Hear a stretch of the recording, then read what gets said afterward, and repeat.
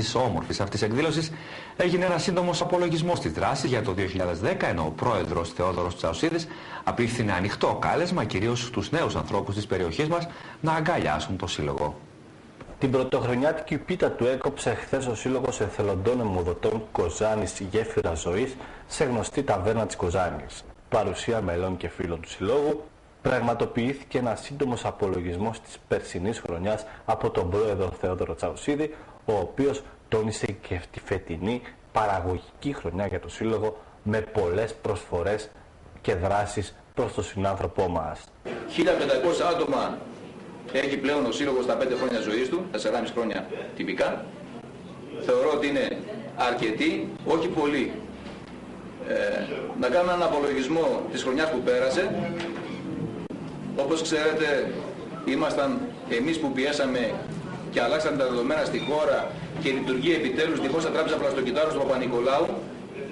Δώσαμε 8 μονάδες το 2009 στο ξεκίνημα της λειτουργίας της μονάδας, της τράπεζας, και 140 μονάδες πλαστοκύτταρα στείλαμε, Σάκη, επιτέλους από την Κοζάνη. 900 μονάδες μπήκανε στο παγκόσμιο σύστημα δωρητών ομφαλίου αίματος από το Παπα-Νικολάου. Ένα σημαντικό νούμερο για πρώτη χρονιά λειτουργίας της τράπεζας. Ελπίζουμε φέτος θα πάνε πολύ καλύτερα, θα διπλασιάσουμε τουλάχιστον τις δωρεές. Μπαίνει και η Πτολεμαΐδα και το Αμύντεο στην διαδικασία, η Καστοριά ήδη έχει πει. Ο κύριος Τσαουσίδης στην ομιλία του έκανε ένα ανοιχτό κάλεσμα κυρίως προς τους νέους ανθρώπους να αγκαλιάσουν και να γίνουν ενεργά μέλη του Συλλόγου, καθώς το μεγαλύτερο ποσοστό των μελών είναι κυρίως μεγαλύτερης ηλικίας. Το βασικότερο του Συλλόγου μας είναι η αιμοδοσία. Έτσι κάναμε το Σύλλογο για την αιμοδοσία. Έχουμε 700 ενεργούς αιμοδότες. Δυστυχώς είναι περισσότεροι μεγάλης ηλικίας και θέλουμε νέο αίμα, νέα παιδιά. Οπότε κάλεσμα από εδώ στους νέους πλέον, από 18 μέχρι 30-35 να έρθουν στο Σύλλογο να γίνουν αιμοδότες, αλλά και στο νοσοκομείο να πάνε. Δεν είναι απαραίτητο να δίνουν αίμα στο Σύλλογο, αρκεί να δίνουν αίμα. Γιατί χρειαζόμαστε αίμα. Το που θα το δίνουν είναι το δεύτερο. Μυελό των οστών, επίσης κάλεσμα στους συμπολίτες μας. Το Φλεβάρι, 9 Φλεβάρι έχουμε αιμοδοσία και 10 Φλεβάρι θα δώσουμε δείγμα μυελού των οστών στο νοσοκομείο. Στην εκδήλωση του Συλλόγου Εθελοντών Αιμοδοτών Κοζάνης, το παρόν έδωσαν ο πρόεδρος του νοσοκομείου Κοζάνης κ. Κίτσιου, ο αντιδήμαρχος Κοζάνης Βαγγέλης Καραπάτσιος και ο βουλευτής Κοζάνης του Πασόκ Πάρης Κουκουλόπουλος, ο οποίος μάλιστα ανακοίνωσε και την απόφαση του Υπουργού Υγείας Ανδρέα Λοβέρδου να ορίσει ειδικό σύμβουλο που θα ασχολείται καθαρά με τα θέματα αιμοδοσίας και θα υπάρχει επαφή με όλους τους συλλόγους της χώρας. Η Ομοσπονδία για 5,5 χρόνια δεν μπορούσε να μπει την πόρτα του Υπουργείου Υγείας. Εγώ το έμαθα αυτό όταν γινόταν την λαμπαδιδρομία από τον πρόεδρο και τον πρόεδρο της ΠΟΑΣΕΑ. Της ΠΟΣΕΑ.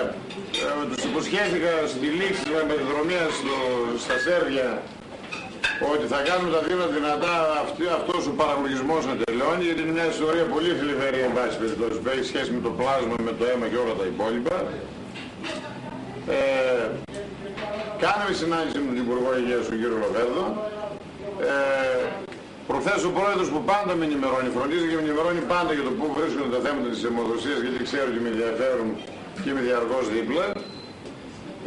Μου είπε ότι από εκείνη τη συνάντηση και μετά υπήρξε ένα κενό και πιο πολύ ήρθα αφενός για να τιμήσω την αιμοδοσία και το Σύλλογο, όπως είναι πραγματικά ξεχωριστός με όλα αυτά που κάνει, αλλά για την άλλη να σας πω από τη εβδομάδα που έρχεται τώρα, χθες πήγα στον Υπουργό Υγείας όπως υποσχέθηκα και από την επόμενη εβδομάδα θα ειδοποιήσει τον κύριο Πρωτόπαπα και όλους σας βάζει ειδικό σύμβουλο του αποκλειστικά για τα θέματα της αιμοδοσίας για να υπάρχει.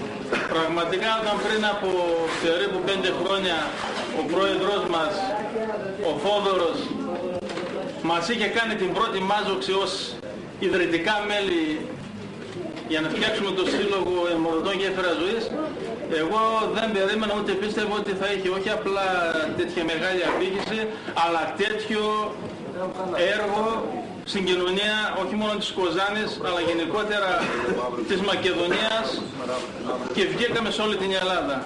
Είναι μεγάλη προσφορά, σώζει ζωές και ως διοίκηση του νοσοκομείου θα προσπαθήσουμε να κάνουμε ό,τι είναι δυνατόν για να βοηθήσουμε την προσπάθειά σας τις δραστηριότητές σας, τις ευοληψίες και τις άλλες δραστηριότητες μέσα σε ένα πνεύμα συμπαράστασης και συνεργασίας.